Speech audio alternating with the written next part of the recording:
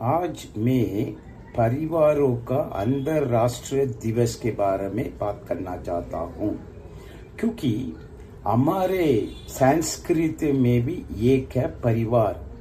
इसलिए हम कहते हैं हम हमारा परिवार को सहायता प्रदान कर रही हैं।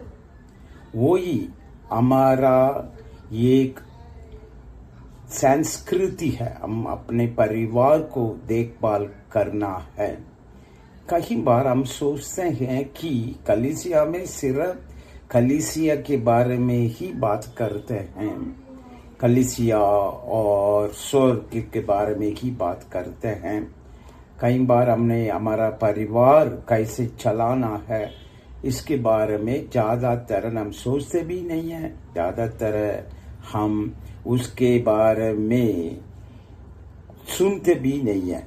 इसलिए मैं आप लोगों को एक वचन पढ़ना चाहता हूँ। वो तो पहला तीमुथियुस 3:4, अपने घर का अच्छा प्रबंध करता हो और अपने बाल बच्चों को सारे गंभीरता से आधीन रखना हो। कि इसमें लिखा है अपने बाल बच्चों को सारे गंभीरता से आधीन रखता है हो। ये तो ये पौलू ने किसी के बारे में वो लिख रहा है। हमारे कलीसिया में याचक के बारे में हम बताता है, क्योंकि ये तो सिर्फ याचक के लिए सिर्फ नहीं है, हम भी देखना है। हम मसीह लोग का सोच से वो अपने परिवार के पापा है तो गंभीरता से आधीन रखना है। गंभीरता से यानी कि पापा का बात को बच्चे मानना है। ये कैसे होगा कि पापा ही इनके बच्चे के सामने एक नमूना बनाना है, क्योंकि पापा भी गाली देने वाला, मम्मी भी गाली देने वाली है, झूठ बोलने वाली है, पैसा के मामला में सब कुछ गलत काम करना है, तो वो बच्चे भी वैसे ही हो जाएगा। इसलिए यदि यीशु मसीह को हम ग्रहण करने के बाद हम देखना है कि हम हमारे घर को ज़्यादातर मम्मी पापा लोग अपने बच्चे को सुरक्षित रखना है, उनका अच्छा ज्ञान देना है। इसी को कई बार हमने लोग क्या कहते हैं, बच्चे संडे स्कूल सुन जाओ, नहीं तो कलीसिया में जाओ, वहाँ से सीखो करके।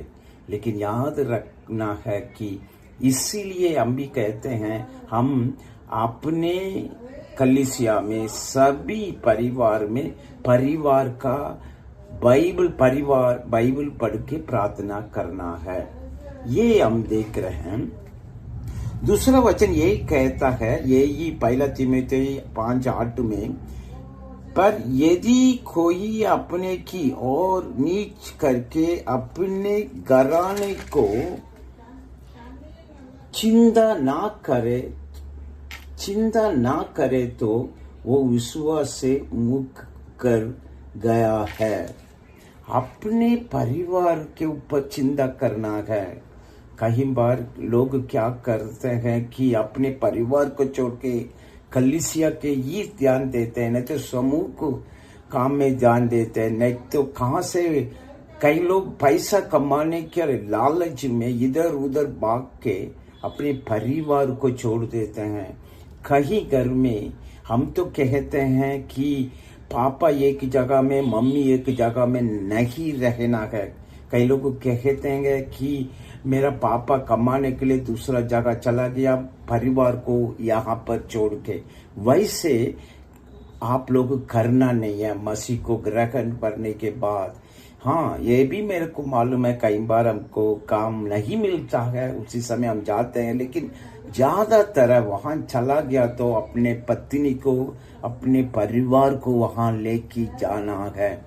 गाँव में उन्हीं लोगों को छोड़ना नहीं, क्योंकि पहले मम्मी पापा एक ही साथ बच्चे के साथ रहना है। यदि बड़े होने के बाद यदि दूसरा जगह जा रहे हैं पढ़ने के लिए, काम करने के लिए, वो अलग बात होता है। कि शादी करने के बाद यही अच्छा होगा कि एक ही परिवार हमेशा साथ में रहने के लिए कोशिश करना है, तभी तो हम अपने परिवार को अच्छी तरह देखभाल भी कर सकते हैं। हमारे बच्चे भी आने वाले दिन पर अच्छा जगह पर आ जाएगा।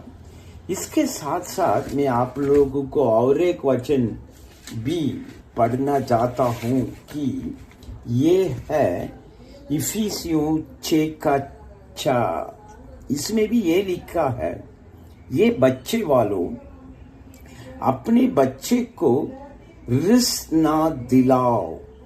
रिस नहीं दिलाना है इनको, बार बार कुछ बोल बोल के हमने रिस नहीं दिलाना है, लेकिन शिक्षा और चेतावनी देते हुए उनका पालन पोषण करो।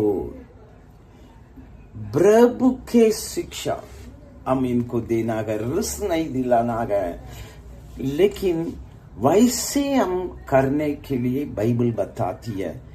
हमने कई बार वो नहीं करता है। आपको मालूम है, समूह में कब हमारे परिवार में खराब हो गया, वो समूह भी खराब हो जाएगा।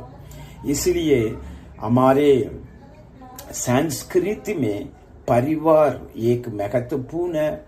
उसी में परिवार का प्रार्थना बाइबल पढ़ के करने के लिए भी हम कहते हैं। दूसरा, ज्यादातर मैं आप लोगों को उत्साहित करना चाहता हूँ, पापा अलग जगह जाके कमाने का वो स्थिति को बदलने के लिए ही मैं आपको उत्साहित करता हूँ।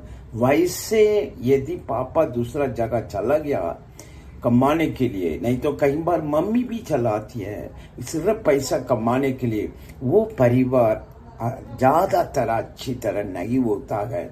इसलिए अपने याद रखो, परिवार के लोग सभी लोग एक ही साथ रहे ताकि वो समूह में उन्हीं के परिवार अच्छा हो सके।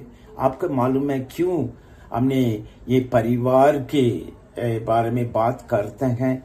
कई बार लड़कियां पैदा हो गया तो उसको मारने वाला मम्मी पापा है, उसी को हम छोड़ना है, तोड़ना है। यदि हमारे समूह में मम्मी पापा ही अपने बच्चे लड़कियों को मारते हैं तो उसी को रोकने के लिए हम सब कुछ करना है। और एक है, ज्यादातर हमने लड़कियों के ऊपर खर्चा नहीं करते हैं, वैसे भी नहीं करना है। लड़कियों के ऊपर भी हमने खर्चा करने के लिए हमारे कलीसिया में कितने लोग आते हैं, कितने लोग यीशु मसीह को ग्रहण किया है, उन्हीं लोग करना है। फिर याद रखो, कलीसिया में तो हफ्ते में एक बार ज्यादातर लोग आते हैं, लेकिन हम तो हमेशा हमारा परिवार के साथ रहते हैं। इसमें परिवार में ही कई लोग कहते हैं यदि इस पृथ्वी पे एक स्वर्ग है वो तो हमारा परिवार होना चाहिए। हमेशा कई परिवार में झगड़ा, पति पत्नी के बीच में हमेशा झगड़ा होता है, अपने पति अपना पत्नी को मारता है। ये सब चीज हमारे कलीसिया में कितने लोग यीशु मसीह को ग्रहण किया था, उन्हीं में होना नहीं चाहिए। हम प्रार्थना करेंगे। यीशु मसीह हमारे कलीसिया में कितने लोग आते हैं, उन सभी लोग अपने परिवार को अच्छी तरह चलाने के लिए मदद कीजिए। आमीन, आमीन।